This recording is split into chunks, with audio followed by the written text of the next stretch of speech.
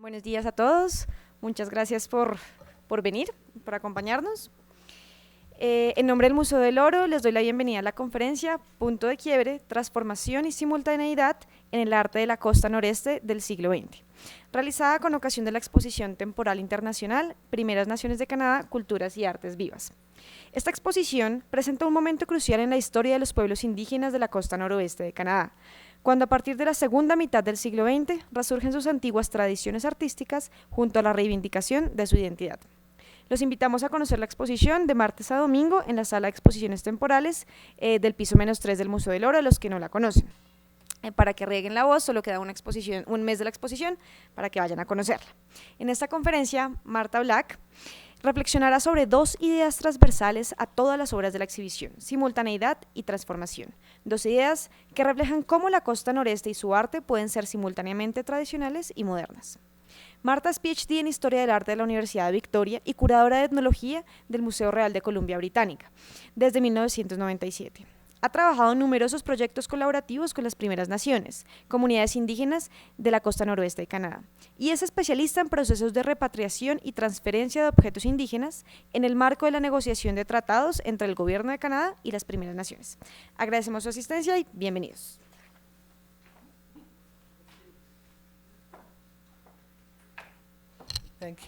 Muchas gracias. Y les pido disculpas, no hablo nada de español, me da mucha vergüenza, pero aquí tengo a mi cómplice, quien les va a traducir.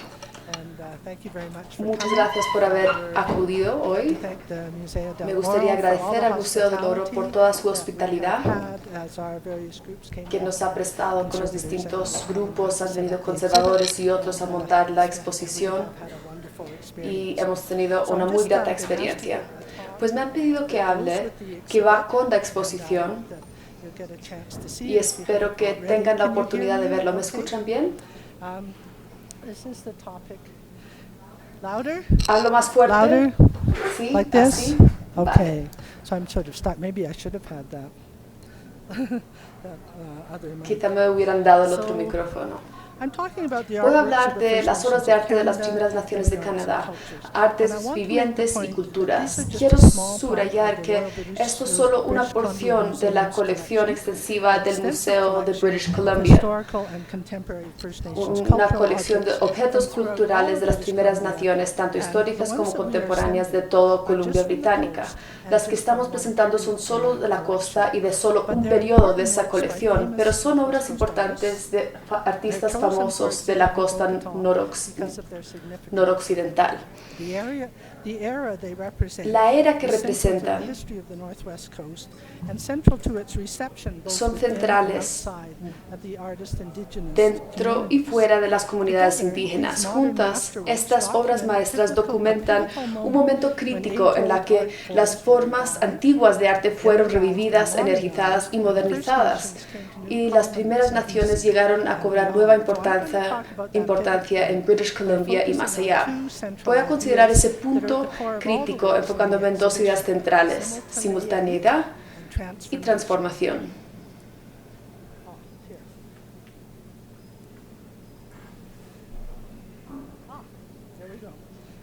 Ahí tenemos esta tecnología. Entonces, la costa noroeste es simultáneamente tradicional y moderna. Lo que les estoy mostrando aquí es de Bella Bella. Es gente que queda como a media altura de la costa, y ellos se han encontrado para un tratado de paz con la nación Haida, otra nación. A mí me encanta esta imagen. Fue tomada por un fotógrafo de las Primeras Naciones e nos muestra a los jefes, los ceremonialistas, dos canoas tradicionales hechas juntas. Esa es la forma como suelen llegar, y aquí barcos modernos. Es una comunidad bastante próspera y muchos de ellos son pescadores, así que son simultáneamente tradicionales y modernos. Las obras también muestran una variedad de transformaciones, incluyendo transformaciones en estilo y medios, una transformación en el papel del artista, los públicos para el arte y, de manera importante, en esta era de reconciliación con las primeras naciones de Canadá, transformaciones en las relaciones entre los indígenas y las instituciones no indígenas e individuos en Columbia Británica. Un poco de contexto. Hay aproximadamente 200,000 pueblos, personas indígenas en British Columbia. Esto es toda Columbia Británica.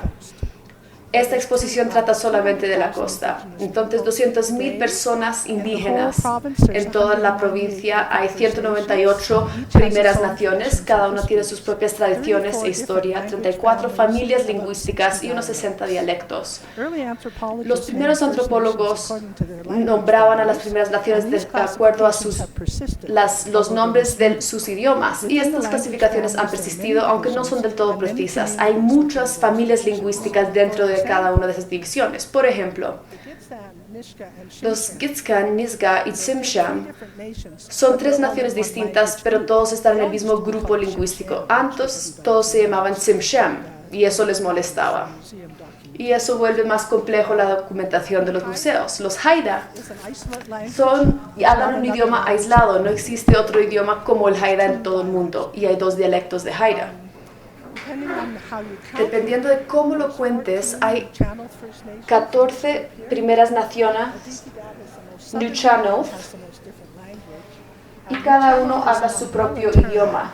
Nuu-chah-nulth es un término general. Hablamos de las primeras naciones de Nuu-chah-nulth, pero es un término reciente. Lo único que quiere decir es las personas que viven a lo largo de las montañas, entre las montañas y el mar. Y Nuu-chah es el nombre de solo una de las naciones. Este nombre se adoptó, de hecho, para propósitos políticos. Querían trabajar juntos hacia un acuerdo y querían tener control eficaz de recursos. Y para lograr que las personas los reconocieran, se inventaron ellos mismos este término. Así que describe el territorio. Hay 17 naciones Kwakwaka'wakw y el nombre Kwakwaka'wakw quiere decir aquellos que hablan el idioma Kwakwala. En cuanto a los Coast Salish, hay más de 30 primeras naciones Coast Salish y hablan distintos idiomas relacionados. Sin embargo, las fronteras entre los grupos idiomáticos son porosos, igual que todas las fronteras en las culturas de la costa noroeste. En realidad, las unidades culturales principales son el clan y el linaje. Las personas de las primeras naciones tienen conexiones familiares en toda la zona. No todas las primeras naciones de la costa están representadas en la exposición aquí en el Museo del Oro. Por ejemplo, la exposición no tiene Heiltsuk, tampoco Wikinuk, Nuwalk, no salen ni en el mapa, y tampoco hay Tsimshian. No hay objetos Tsimshian en esta exposición, por la sencilla razón de que no hubieran cabido. Es una exposición relativamente pequeña. Al igual que la descripción que les acabo de dar, la exposición no es completa y la descripción no es completa, pero espero que les dé un poco de contexto. Otro elemento del contexto son las historias oscuras. Desde los últimos años del siglo XVIII, cuando llegaron los ingleses y los españoles a Yuquot, en el territorio Nuu-chah-nulth, en la costa noroeste de la isla de Vancouver, hasta mediados del siglo XX, las formas de arte vitales se han ido perdiendo. La idea de que estos pueblos y estas culturas iban desapareciendo rápidamente y debieran ser preservadas fue crítico para la disciplina académica de la antropología y parte del raciocinio de las colecciones de la costa noroeste de los museos de todo el mundo. En el año 1933, el arquitecto de la provincia de Columbia Británica propuso seriamente que se hiciera una réplica de un pueblo indio en concreto pintado, que se irguiera en el Parque de Victoria, no lejos de donde se encuentra hoy en día el Museo de British Columbia, que perpetuara las escenas de los antiguos pobladores de esta parte del país, quienes rápidamente están adoptando los hábitos del hombre blanco y excluyendo sus artes nativas. Un pueblo de concreto pintado fue la propuesta en 1933, que las primeras naciones y sus culturas no desaparecieran. Es, según el artista Haida Bill Reed, uno de los más grandes tributos de la fortaleza del espíritu humano. Bill es Haida, y esta es una imagen de un pueblo Haida a finales del siglo XIX, y una epidemia de viruela devastó las poblaciones indígenas que ya estaban siendo atacadas por las fuerzas del colonialismo. Estas plagas mataron aproximadamente la mitad de los Xemxem, 2/3 partes de los Kwakwaka'wakw y 3/4 partes de los Haida, y porcentajes parecidos en otros pueblos. A pesar de que los pueblos indígenas inicialmente le dieron la bienvenida a los nuevos pobladores, los valores indígenas eran muy distintos a las ideas euroamericanas de gobernanza y dominio, y las fuerzas poderosas de la colonización, tanto calculadas como inadvertidas, alteraron las sociedades de las primeras naciones. Además de las enfermedades, que se espera que mataron un 75% de las personas de las primeras naciones en British Columbia, en los 150 años después del primer contacto, la colonización resultó en la pérdida de tierras, idiomas, enseñanzas e identidades. La ley de civilización gradual fue una herramienta de asimilación. Bajo la Ley de Asuntos Indios de 1876, la corona es dueña de las tierras de las reservas indias, y los indios están sujetos a otras leyes. Canadá prohibió que los pueblos indígenas pescaran comercialmente en 1871, y después prohibió también los métodos de pesca tradicional. Se añadieron cláusulas a la Ley de Asuntos Indios que hizo que las ceremonias públicas fueran ilegales y criminalizó los intercambios ceremoniales conocidos como potlatch. Aquí ven una imagen de un potlatch Kwakwaka'wakw en Alert Bay en 1907.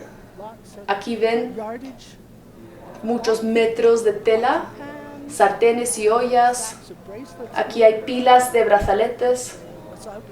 Todo esto fue prohibido por la Ley de Asuntos Indios, y los misioneros también lo desanimaron. Y esta es una imagen de una confiscación famosa de potlatch. Algunos de los potlatches continuaron y las autoridades solían ignorarlos en muchos casos.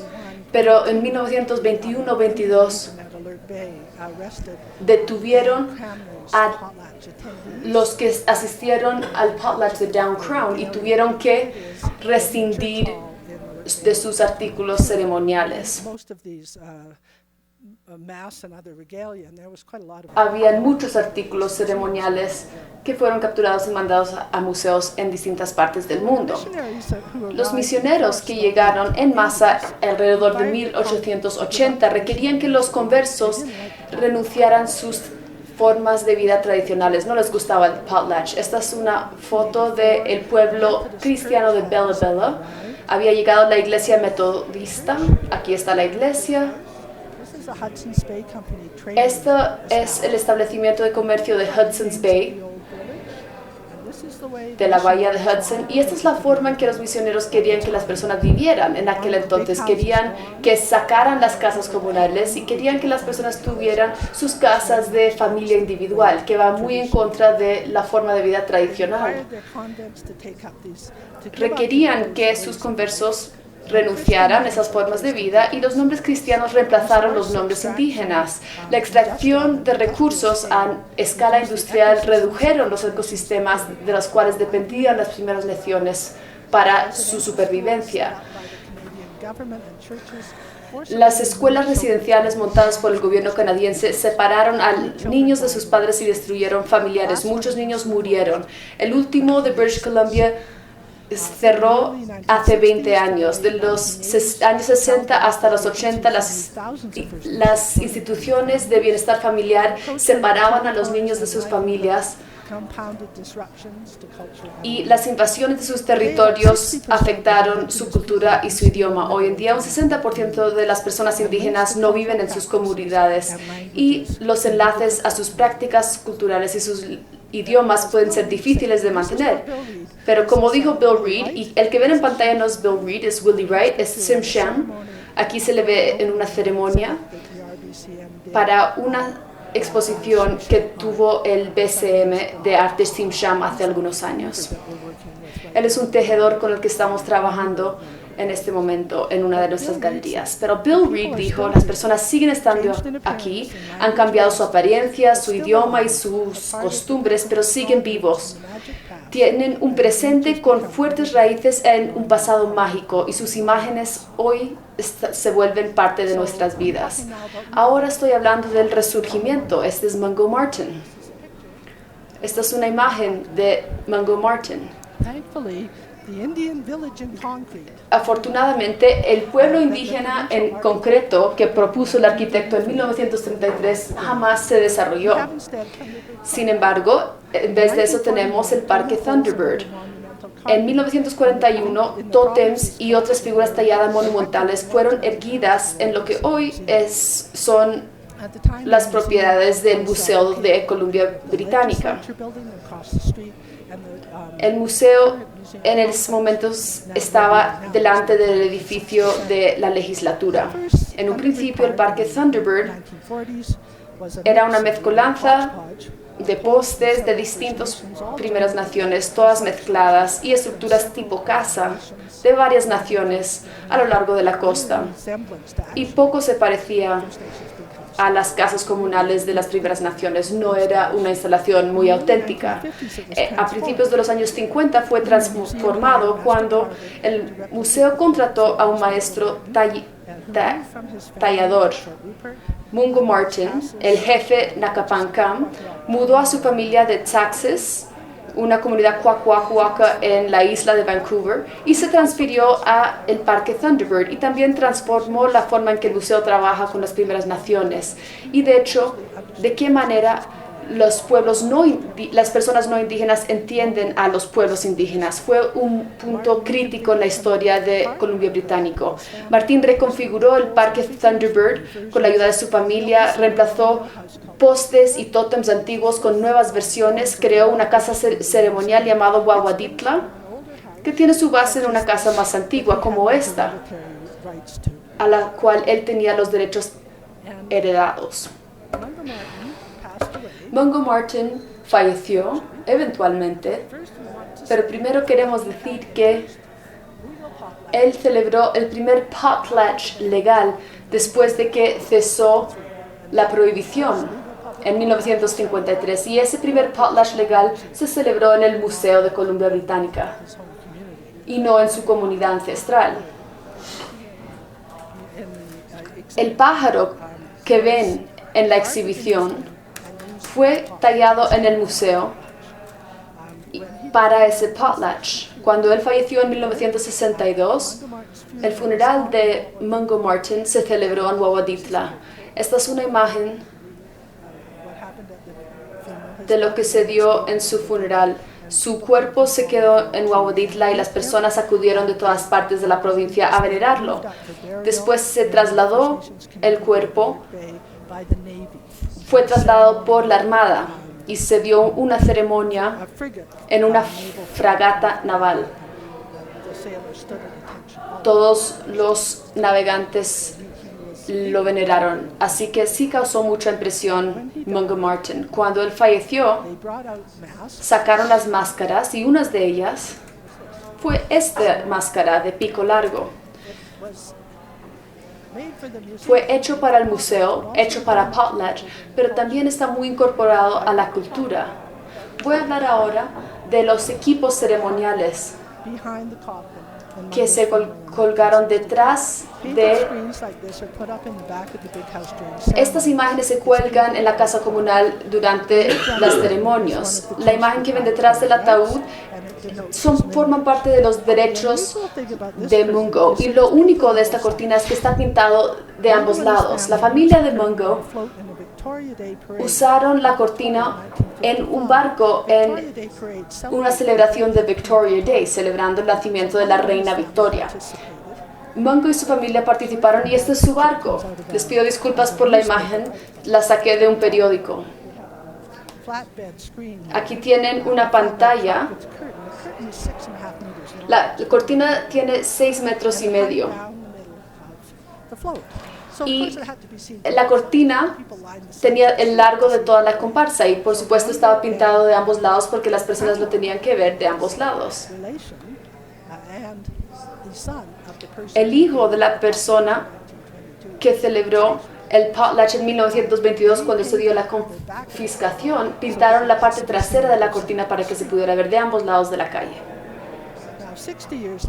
60 años después, en el 2015, se dio una fiesta conmemorativa y la dio el nieto de Mungo Martin, Chief Peter Knox de Saxes. Fue un evento tradicional. Esta es una imagen tomada en ese evento, hecho de manera correcta de personas de alto rango Quadluk, según las leyes y prácticas de sus ancestros. Al mismo tiempo, el potlatch y el funeral de Mungo, no tradicional, tuvo lugar en Victoria, en el Museo de Columbia Británica, a 500 kilómetros de la comunidad, el hogar de la comunidad del jefe. Para el evento conmemorativo, se trajo la cortina y fue colgada para esa ocasión. Esa cortina había sido usada, como dije, en potlatches en pueblos Kwakwaka'wakw y había sido usado para potlatches en Wawaditla, también en la fiesta del Día de Victoria, y se había prestado al Museo de Columbia Británica. Se compró del jefe Peter Knox y nosotros la almacenamos. La cortina es una propiedad de linaje y sin embargo es un artefacto de museo. Es ceremonial, se usa en potlatches y se usa en fiestas oficiales. Y representa la simultaneidad del arte de la costa noroeste, que es varias cosas a la vez. Y de eso se trata la exposición, la transformación de las formas. Este es el jefe Tony Hunt. El jefe Tony Hunt, cuando el museo abrió la exposición aquí, él seguía con vida, hace poco falleció, y él es el que hizo esta máscara de transformación, en la que el pájaro se abre para mostrar la luna. Esta máscara sería empleada durante una danza en un potlatch y muestra el tipo de transformaciones que existen, la creencia en la reencarnación y la naturaleza circular del tiempo, quiere decir que los ancestros siguen presentes. Así que los animales se pueden quitar sus pieles animales y volverse humanos, y los mundos naturales y supernaturales interactúan. Tony creció en Victoria, trabajaba como tallador, vivió con su padre, después abrió una galería comercial en Victoria y se llevó varios premios prestigiosos y reconocimientos. Dicen que su fallecimiento hace poco, dicen que murió de un corazón partido. Tenía varios problemas de salud, pero su hijo, Tony Hunt Jr., cuyo trabajo también se encuentra en esta exposición, también falleció hace poco. Él también era tallador. Esta máscara quizás es la labor más fina hecha por Tony Hunt Jr. y representa los ancestros de una de las naciones Kwakwaka'wakw. Todos los pueblos de Kwakwaka'wakw pueden trazar sus linajes a estos antiguos héroes que fueron transformados de seres míticos. Este es un monstruo marino y salió de un río en territorio Nungish y se volvió hombre. Cuando se volvió hombre, empezó a construir una casa, pero no podía alzar los grandes postes que han visto en esas casas, grandes troncos. Así que llegó un pájaro de trueno, y el pájaro de trueno se levantó su cara de pájaro y reveló su cara de humano debajo. Y habló con el monstruo marino que se había vuelto hombre también, y juntos jalaron el marco de la casa. Como el monstruo marino, el pájaro de trueno se podía transformar en forma humana. Cuando se había armado la casa, se quitó su piel de pájaro y se volvió otro ancestro de los Namgis. Así que esa es la historia que cuenta esta máscara. Cuando ven que emerge de una danza, es muy grande, como verán, y sale de una cortina que ha sido pintada para representar un río y se mueve con emoción como si estuviera nadando. En la casa comunal, a luz de fuego, es muy dramático. Y al igual que representa un ser que se transforma, la máscara misma se transforma. Al jalar un sistema de hilos, esta es la parte trasera que no pueden ver en la exposición, pero al jalar de estos hilos, los ojos pintados aquí empiezan a rotarse y se vuelven círculos de cobre. El cobre es un símbolo de riqueza y a luz de fuego tiene un efecto de luz bastante dramático. Al jalar de otros hilos, baja la mandíbula y muestra dientes de cobre, otra vez enfatizando la riqueza. El cristal que tiene en la frente también indica un poder sobrenatural y el danzante puede hacer que brille porque puede introducir una luz a la máscara y hace que el cristal pulse con luz durante la danza. Un ancestro que fue un cazador marino se encontró con esta criatura y le dio al cristal con una flecha. La fuerza de contacto hizo que el cazador perdiera el conocimiento. Cuando volvió, su punta de arpón también tenía una punta que brillaba, así que representa una fuerza poderosa. Otra transformación de esta máscara tiene que ver con su público. Es la propiedad tradicional de una familia Namgyes, quien la comisionó del artista para uso en un potlatch en la bahía de Eldred en 1987. Al mismo tiempo es un objeto de museo. Su forma tiene su base en varias máscaras más antiguas en colecciones de museos. Fue investigada por miembros de la familia y el curador de etnología del Museo de British Columbia de aquel entonces. De hecho, el curador asistente ayudó a diseñar y a tallar esta máscara. Se usó en un potlatch de 1987 de la familia. Después de eso, el Museo de British Columbia compró la máscara y los dueños tradicionales pidieron que lo prestáramos para un potlatch en el año 2002, que por supuesto lo prestamos, y con el permiso de la familia, la máscara también se prestó para una exposición famosa en el American Museum of Natural History en Nueva York en 1991, y de hecho fue la imagen de esta máscara que fue el póster de esa exposición y la portada del libro. El museo es dueño de la máscara, pero todos los derechos culturales son de la familia de Namgyes en la bahía de Eldred. Así que el público de la máscara es de la comunidad Kwakwaka'wakw y los visitantes del museo, y no hay ninguna contradicción ahí. Y eso es lo que quiero comunicar en esta exposición, con la ayuda de los curadores del Museo del Oro, que me han apoyado mucho para transmitir este mensaje. Esta es una de mis obras favoritas de Doug Cranmer. Esto demuestra este nuevo público y la transición del tiempo. Como dije, Doug Cranmer, que ayudó a pintar la parte trasera de la cortina de Mungo Martin, fue el hijo del jefe que celebró el potlatch ilegal en 1922, que resultó en la confiscación de objetos ceremoniales. Años después, los familiares de Doug fueron instrumentales en la repatriación de los elementos confiscados que habían sido vendidos a museos y ayudaron a establecer un museo indígena que los acogiera en la bahía de Eldred. Doug trabajó en ese proyecto con su familia, trabajó en el Parque Thunderbird, tuvo su base en Vancouver, a él le encantaba el jazz y tenía una galería comercial. Y como mencionamos esta mañana, era un hombre muy apuesto, un hombre poderoso. Su trabajo usa los diseños de línea de forma tradicionales, pero usa estos elementos de una forma nueva. Son imágenes de un grupo de orcas nadando en un sentido abstracto. A mí me gusta pensar que tiene que ver con el interés que tenía Doug por la música jazz y el interés que tenía en centros urbanos como Vancouver. Así que también es una obra transformativa, es una pintura abstracta, pero la transformación no es como la de Tony Hunt Jr., no es una transformación de público, sino una transformación de lo tradicional hacia lo moderno. Ahora llegamos a New Channel, que está en la costa sur de la isla de Vancouver. Este es el artista Art Thompson.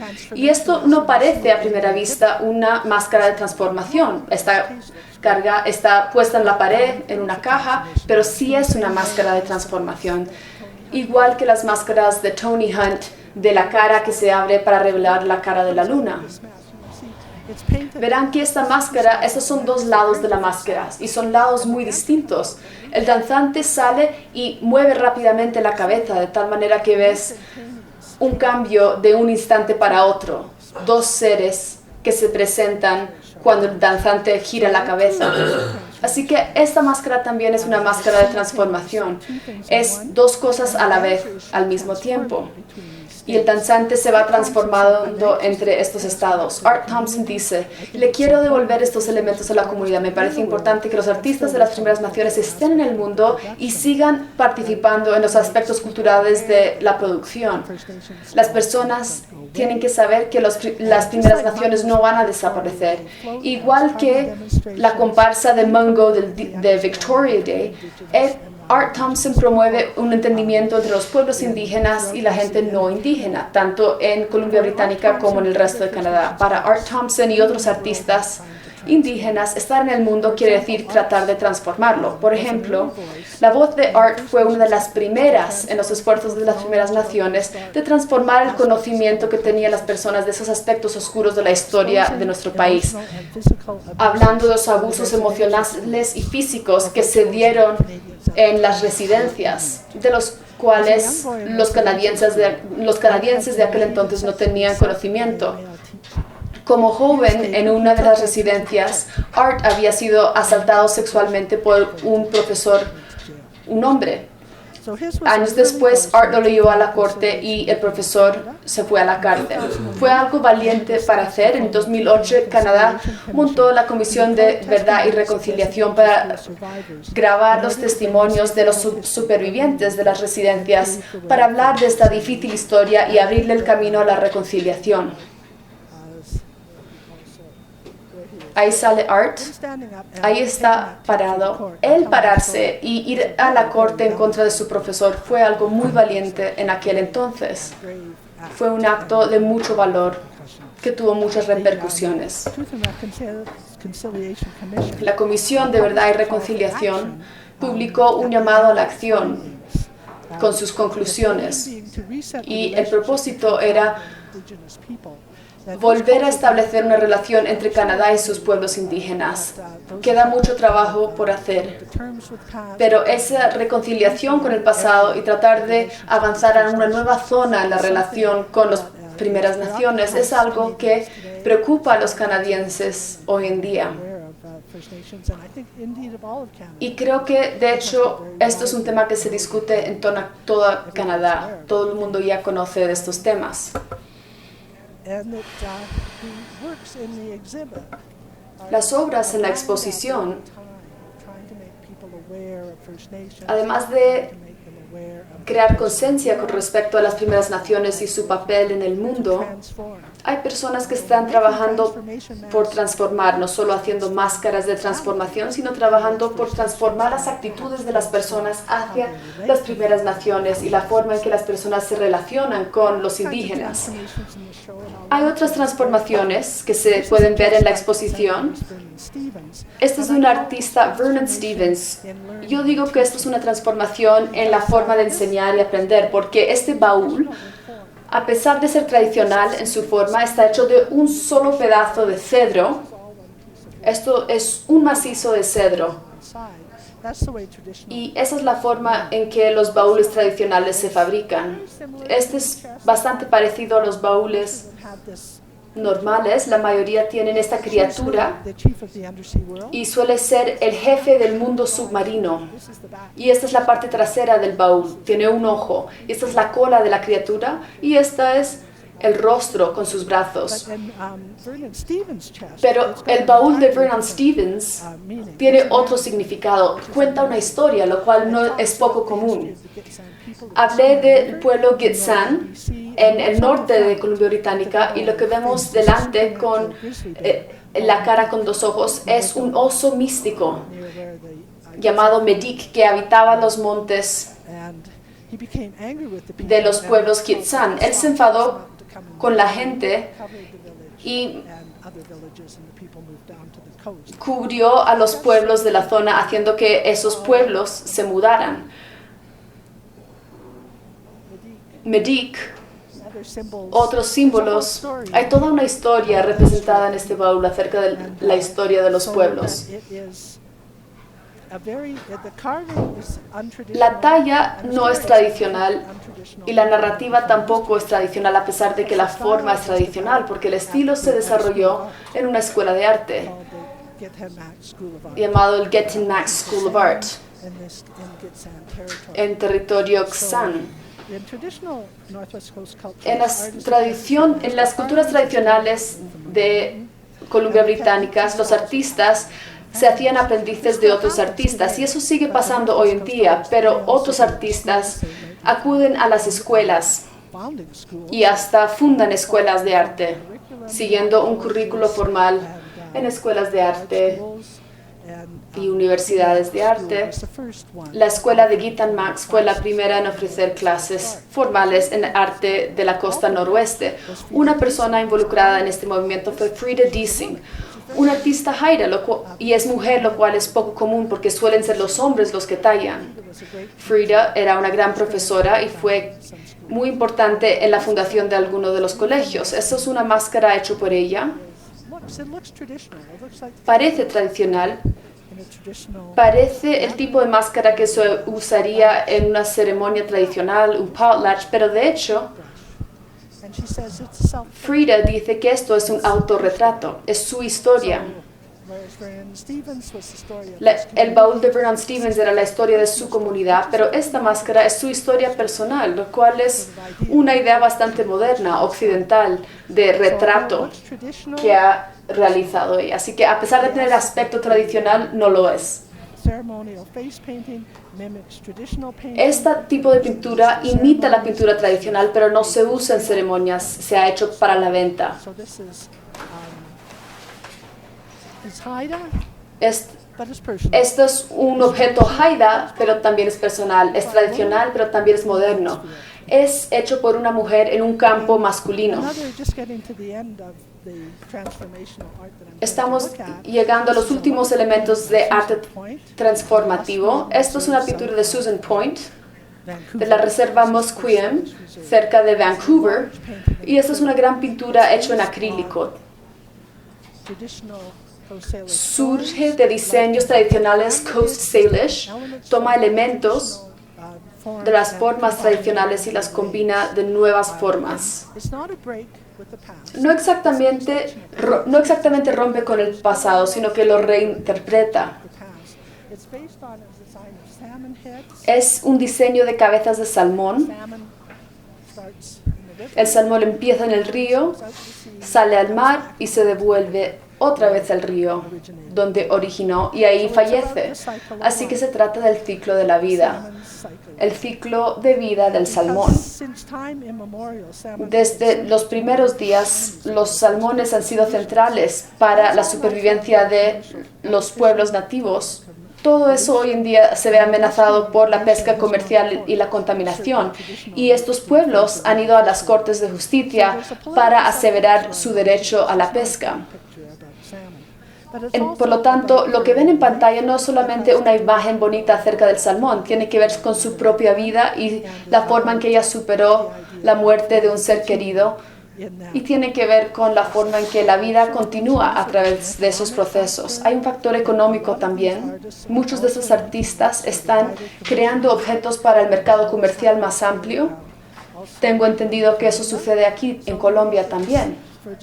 Están hechos para ser vendidos, y algunas son obras muy caras, así que los artistas están produciendo ingresos para ellos y para sus comunidades. Se han vuelto voceros importantes de sus comunidades y son embajadores de las primeras naciones y sus culturas. Siguen contribuyendo no solamente a la vida cultural, sino también a un resurgimiento económico. Para terminar, voy a hablar brevemente de la repatriación. porque esta es otra forma de transformación que nos remonta al tema del resurgimiento con el que comenzamos. La repatriación de elementos culturales a las primeras naciones ha sido una parte crítica de la reconciliación y la sanación y se volverá más importante en un futuro. Como una colección provincial, el Museo de Columbia Británica repatria objetos culturales de distintas partes de Canadá.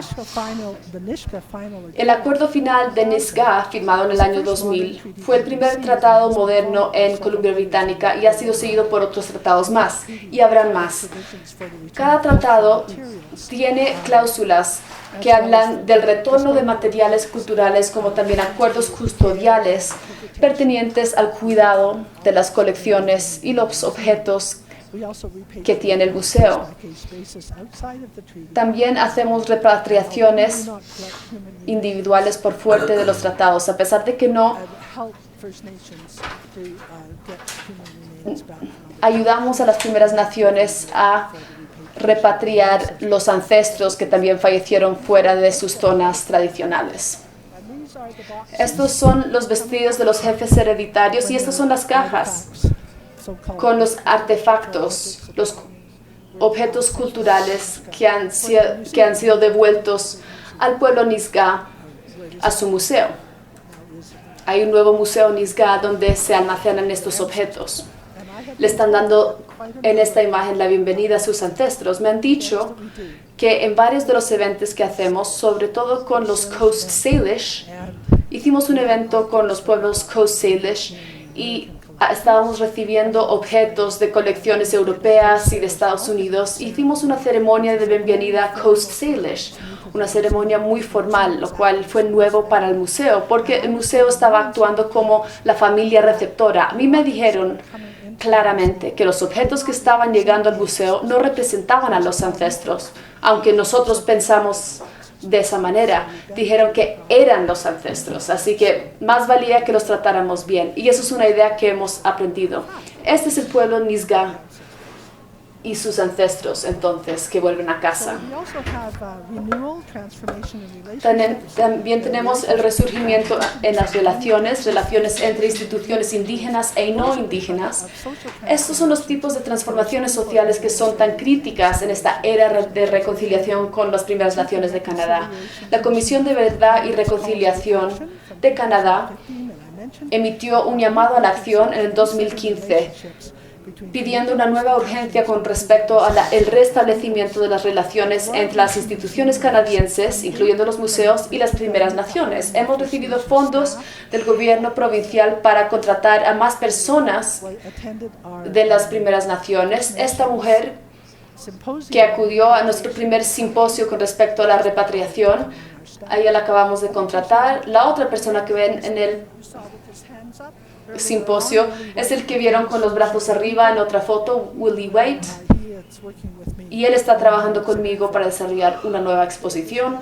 Este hombre es una figura cultural Haida y esta es una señora del interior, y no tenemos ninguna representación de artistas del interior en esta exposición, pero hay otras historias con respecto a ellos que podríamos volver para contarles.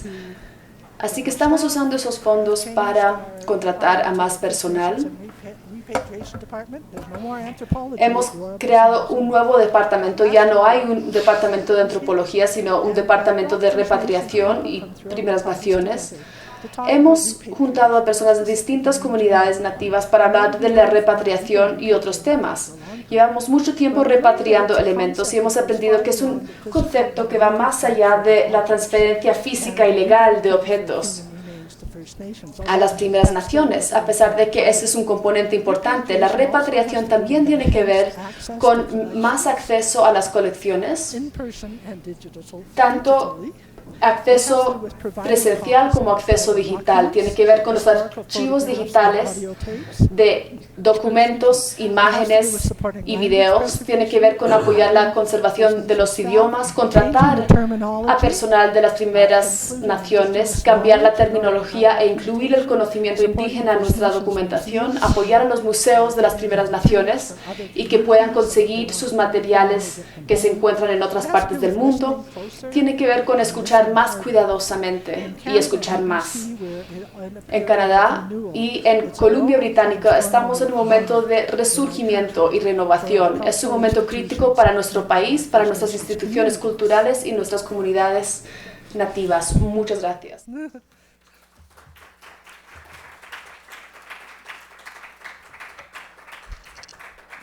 Thank you for the translation. I hope that worked okay. Gracias por la charla. Una sugerencia. Para podernos reconciliar con el pasado hay que decir los invasores más que los conquistadores. Hay que poner a cada pueblo en plena conciencia de que fueron invadidos. Todavía lo siguen siendo, lamentablemente. Y preguntarle, ¿la viruela la llevaron los invasores? Smallpox in the United La States. viruela en los Estados Unidos. Smallpox early on was La viruela en un inicio weaponry. era un arma de guerra en algunos casos. Cuando llegó a Canadá, a través de los Estados Unidos, llegó de manera inadvertida, no fue intencional, pero un hombre blanco que vino de Seattle en barco llegó a Victoria y él llevaba la viruela. Las personas que estaban en Victoria, los colonos, estaban conscientes de que esto era algo muy peligroso y por lo tanto se hizo un esfuerzo de vacunación por parte del Dr. Hamilton, que vacunó a algunos de los indígenas en esa área, pero no se vacunó a todo el mundo. Pero lo que sí fue un problema es que todas las primeras naciones de la costa noroeste que bajaron a Victoria en el invierno y tenían campamentos de invierno, campamentos comerciales, ellos viajaban constantemente a lo largo y ancho de la costa. A ellos se les pidió que dejaran Victoria, dijeron, salgan de aquí, tenemos una epidemia de viruela. Y eso fue un problema, porque cuando se fueron, se llevaron las canoas, subieron a sus pueblos en el norte y muchos de ellos ya habían contraído la viruela. Así que, sin saberlo, se llevaron la viruela por toda la costa y eso fue un desastre. Probablemente si las personas se hubieran quedado en Alberta hubiera sido malo, pero no tan malo. Pero esto es una de varias epidemias. Tienes mucha razón. Hubieron muchas epidemias de viruelas. Esta fue la principal en Columbia Británica, pero habían otras que iban cruzando el continente. De hecho, una y otra invasión, como bien dice, comenzaron en Estados Unidos en 1492 con Cristóbal Colón. Siempre había personas cruzando el continente con el comercio de pieles y transiciones a lo largo y ancho del continente. Así que hubo no una, sino varias invasiones durante mucho tiempo. Y en el momento de la colonización de Columbia Británica, eso fue un tema grave. Fue un momento muy trágico en la historia de Columbia Británica y sucedió rápidamente. Fue en un par de años que se decimó la población indígena. También promovió la presencia de los misioneros, porque algunos de los indios que estaban en las misiones no contrayeron viruela porque no estaban en sus pueblos. Así que esa invasión provocó varios cambios. Hoy en día las invasiones son de parte de las empresas mineras, de hidroeléctricas, de los que tallan los bosques. Así que nuestra organización está muy involucrada con legislación de derechos para tratar de detener algunas de estas industrias de extracción de recursos o por lo menos cerciorarnos de que los pueblos reciban una buena parte del beneficio.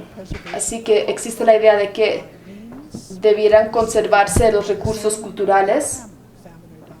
Por ejemplo, si dependes del salmón, necesitas salmón. Los salmones están desapareciendo debido al cambio climático y la influencia de la industria. Si quieres hacer un gran postre, necesitas un cedro muy antiguo, altísimo. Así que su cultura está muy ligada a sus entornos. Muchas de las primeras naciones están celebrando tratados para tratar de hacer valer sus derechos a sus territorios y esperamos que en Canadá se dé mucho más de ese tipo de legislación.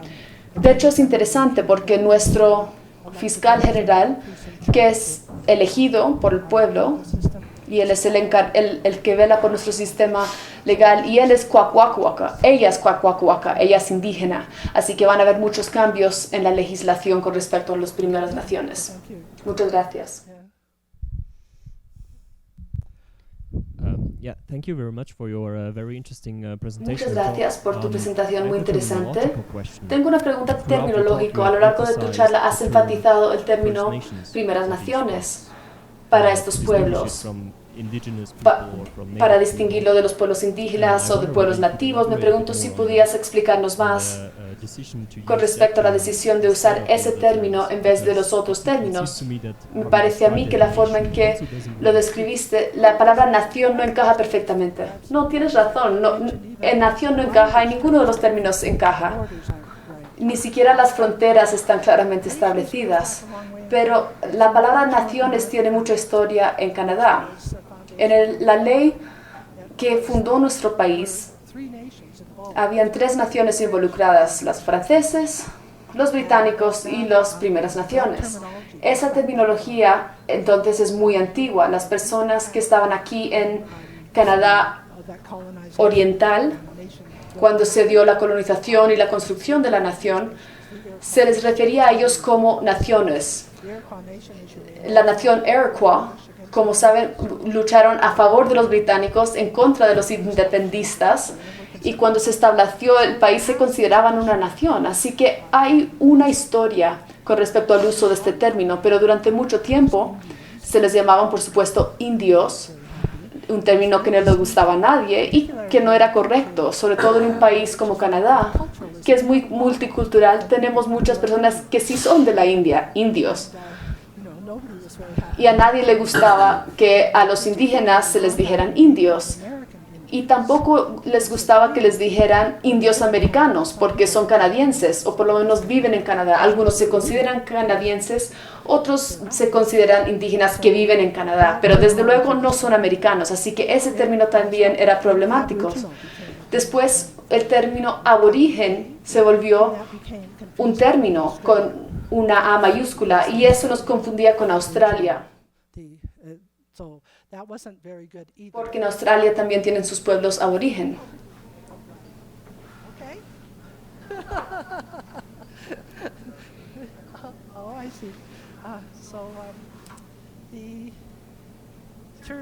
Así que el término indígena es bastante reciente y creo que lo vamos a usar. Se suele usar con mayúscula y quiere decir también Inuit. El término indígena es más amplio que el tema aborigen. Tenemos primeras naciones y los Inuit no se llaman una primera nación, se llaman Inuit, pero tanto las primeras naciones, los aborígenes y los Inuit son indígenas. Y podrías decir que el pueblo Métis, y hay una gran población de Métis en Canadá, porque durante cientos de años la empresa de la bahía de Hudson, que en efecto eran los dueños del noroeste de Canadá, el oeste de Canadá, una de sus políticas era cazar a indios con blancos. Entonces las personas que salían a colonizar, los hombres solían casarse con mujeres indígenas y mujeres de las primeras naciones. Así que hay muchas personas que son Métis, que quiere decir mestizo. Y esas personas también quieren ser llamados indígenas. Así que es un tema complejo, no existe un término perfecto y por lo tanto la mejor forma de hacerlo es hablar de los grupos individuales. Hablamos de los Nungash. Kwakwaka'wakw quiere decir todos los pueblos que hablen Kwakwala, pero para ser preciso dirías Nungash o los Kwalgiyuth o los Ditidat. Así que tienes que volverte muy preciso para describir a estos grupos, pero es complejo para las personas que no conocen a profundidad estos temas. Son nombres raros para angloparlantes corrientes, pero ya vamos en esa dirección. Pero los términos sí son difíciles cuando borran las relaciones entre distintos grupos, que son relaciones familiares. Tendrías los nombres de linajes, los nombres de los jefes, que es hasta más preciso si pudieras llegar a ese nivel de precisión. Hi, thank you for your presentation. Sorry for my accent. Hola, pido disculpas por mi acento, pero hablo un poco de inglés. Tengo dos preguntas, o quizá no preguntas sino comentarios. El primero tiene que ver con los pueblos que no son muy ricos, los pueblos que quizás no han usado los mecanismos aceptados para volverse parte de este nuevo movimiento de reconciliación. ¿Qué pasa con esos grupos que no están formando parte de los nuevos nombres o las categorizaciones lingüísticas o que no participan en los nuevos museos, nuevas etiquetas? Mi otro comentario tiene que ver con hoy en día o en esta temporada, en este momento,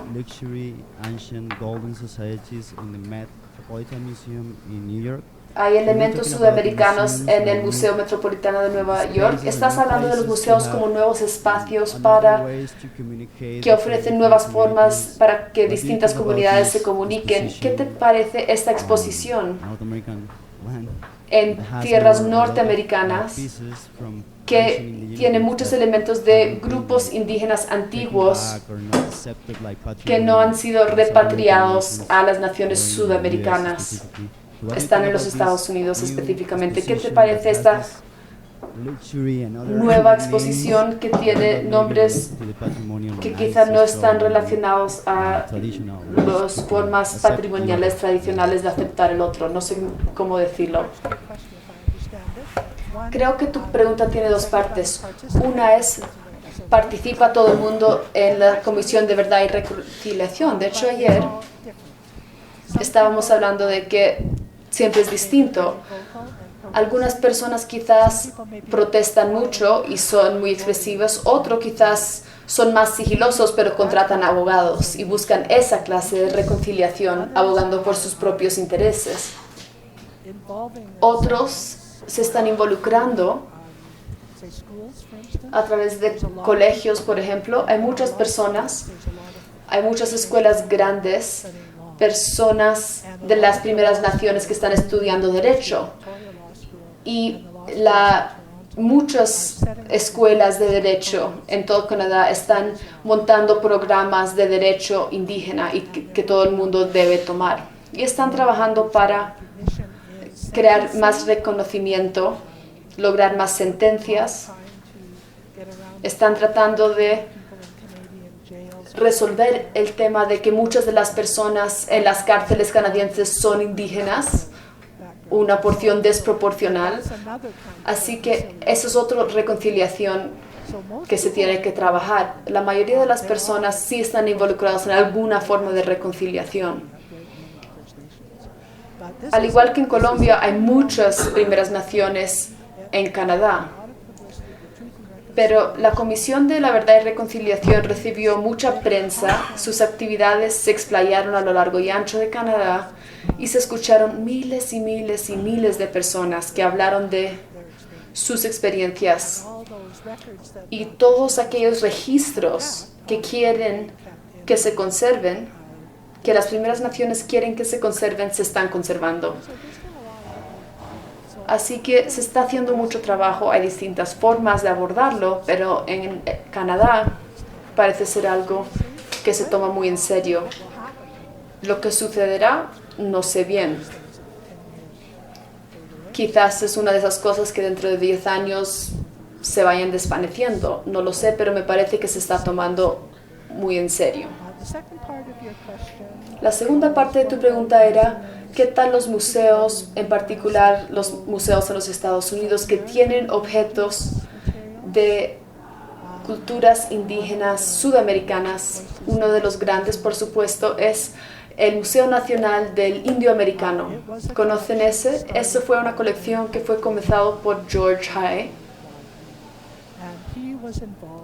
H-E-Y-E, y él estuvo involucrado a finales del siglo XIX en poner los ferrocarriles en Estados Unidos y él iba a Nueva México y tal.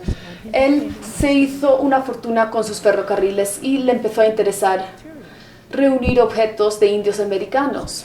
Y él los montaba en los hoteles de los que era dueño. Y su colección siguió creciendo y creciendo. Llegando al siglo XX, él invirtió mucho dinero en Columbia Británica comprando elementos culturales de las primeras naciones. También tenía grandes colecciones de América Central y Sudamérica.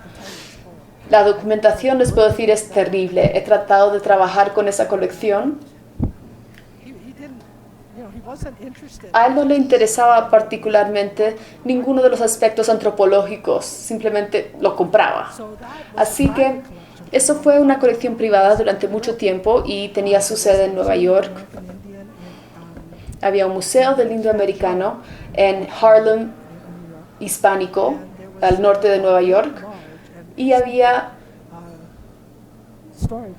un área grande y excéntrica de almacenamiento en el Bronx. Era un gran conglomerado de elementos. Yo estaba buscando materiales Heiltsuk, saqué una caja que decía que era material de Heiltsuk, y cuando lo abrí yo dije, esto no es Heiltsuk, es Tsimshian. Así que todo estaba mezclado. Cuando Hai falleció, en una parte de su testamento dijo que esa colección no podía salir de Nueva York, que permanecería en Nueva York en perpetuidad, pero no se respetó ese deseo y una parte de la colección se trasladó al Smithsonian y ahora se llama el Museo Nacional del Indio Americano.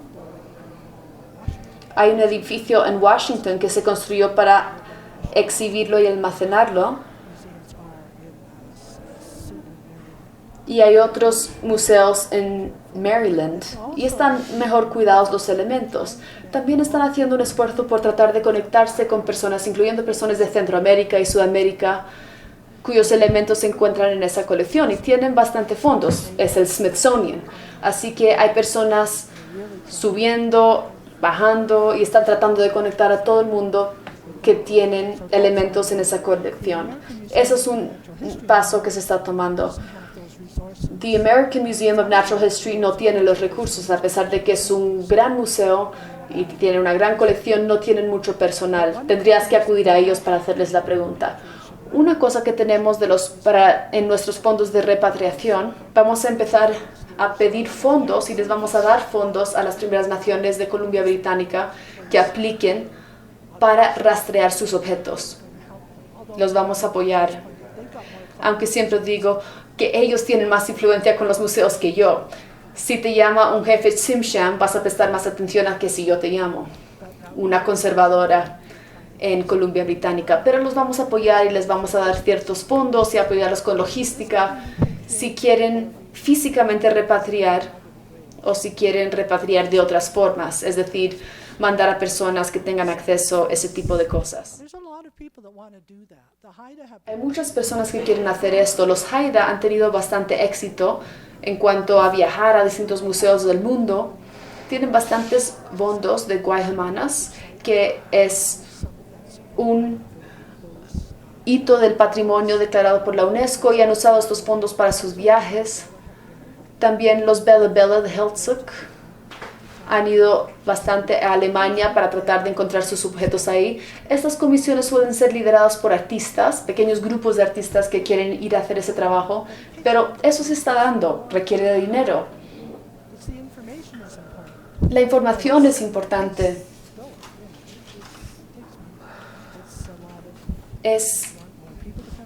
Quieren que si quieres que las personas vayan, hay que pagar los vuelos, hay que pagar su alojamiento. Si quieres que vayan los jefes, si quieres llevar a los jóvenes, los que hablan el idioma, los jefes. Según cómo armes la delegación, vas a necesitar apoyo económico. Y yo creo que ese es el problema. Nuestro sistema de fondos no va a poder hacerlo todo. ¿Eso te contesta tu pregunta?